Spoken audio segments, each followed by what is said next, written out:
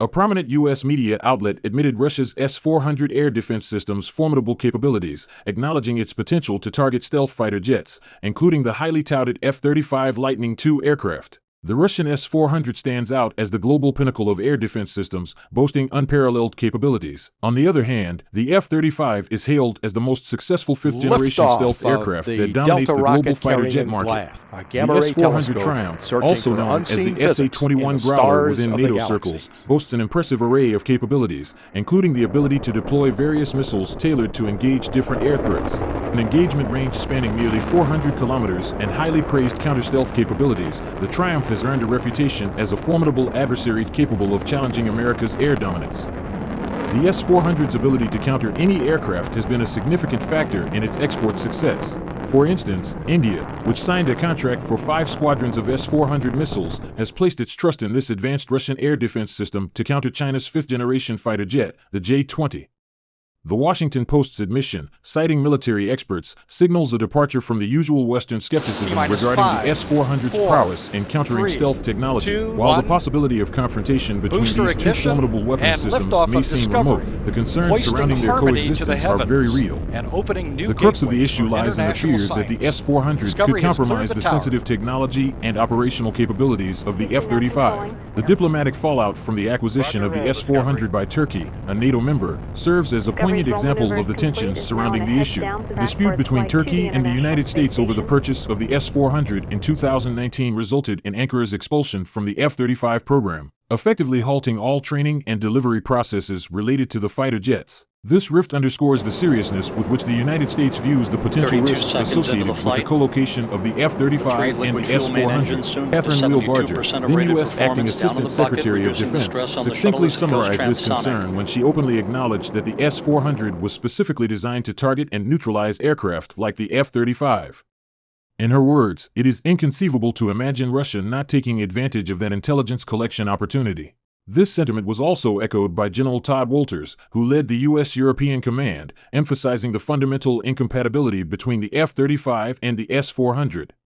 He highlighted the inability of these systems to communicate with each other and underscored the risks posed by the S-400's attempts to exploit the F-35's capabilities. The prospect of sharing critical radar and operational data with Russia is a scenario that the United States and its allies are determined to avoid at all costs. Catherine Wheel Barger, then U.S. Acting Assistant Secretary of Defense, succinctly summarized this concern when she openly acknowledged that the S-400 was specifically designed to target and neutralize aircraft like the F-35. In her words, it is inconceivable to imagine Russia not taking advantage of that intelligence collection opportunity. This sentiment was also echoed by General Todd Wolters, who led the U.S. European Command, emphasizing the fundamental incompatibility between the F-35 and the S-400. He highlighted the inability of these systems to communicate with each other and underscored the risks posed by the S-400's attempts to exploit the F-35's capabilities. The prospect of sharing critical radar and operational data with Russia is a scenario that the United States and its allies are determined to avoid at all costs. Despite the low likelihood of confrontation between these two military assets, the mere presence of the S-400 in regions where the F-35 operates poses a complex and multifaceted challenge. Defense experts suggest that the presence of the S-400 near the F-35 could enhance Russia's capacity to improve radar detection of American aircraft. Additionally, with increased access to F-35 data, S-400 owners and operators may more effectively identify vulnerabilities in the aircraft. Hellenic Air Force Colonel and electronics engineer Konstantinos Zakidis told Eurasian Times, the S-400 utilizes 2 or 3 radars, which complement each other.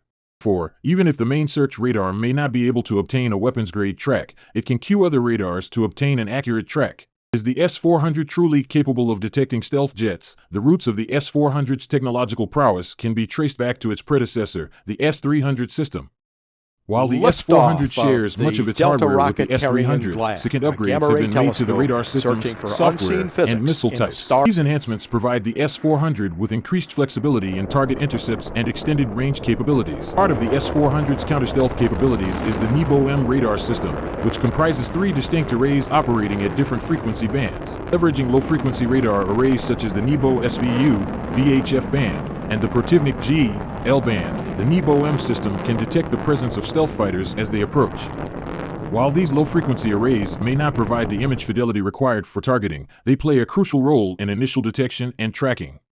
To complement the capabilities of the low-frequency arrays, the NEBO-M system integrates Russia's Gamma S1 array operating in the S and X bands.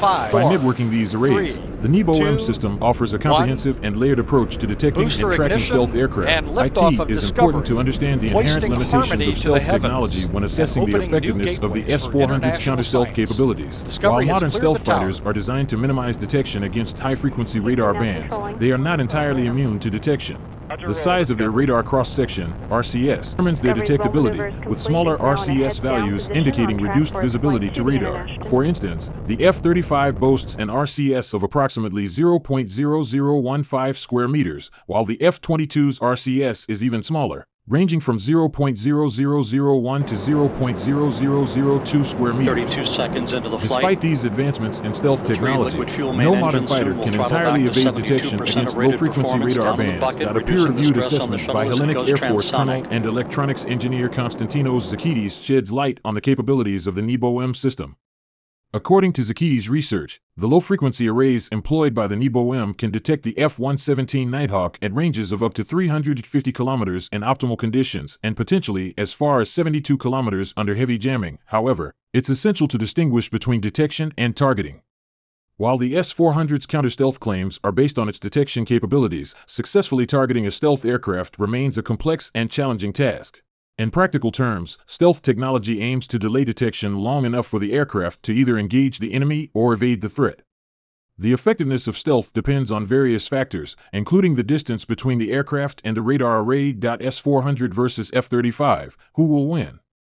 The data provided by Hellenic Air Force Colonel Zakidis depicts the detection range of the S-400 system's low-frequency radars against the F-117. Given that the F-117's radar cross-section is approximately 30 times larger than that of the F-22 and at least double that of the F-35, the detection and targeting range of these advanced fighters will be significantly diminished. According to past estimates, the S-400 radar systems could spot an F-35 when it approaches within roughly 20 miles. However, the F-35 is armed with air-to-ground missiles capable of reaching targets up to 40 to 60 miles away.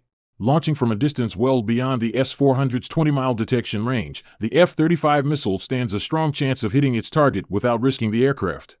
Yet the reality is far more complex, especially when considering integrating the S-400 into a broader integrated air defense system, IADS.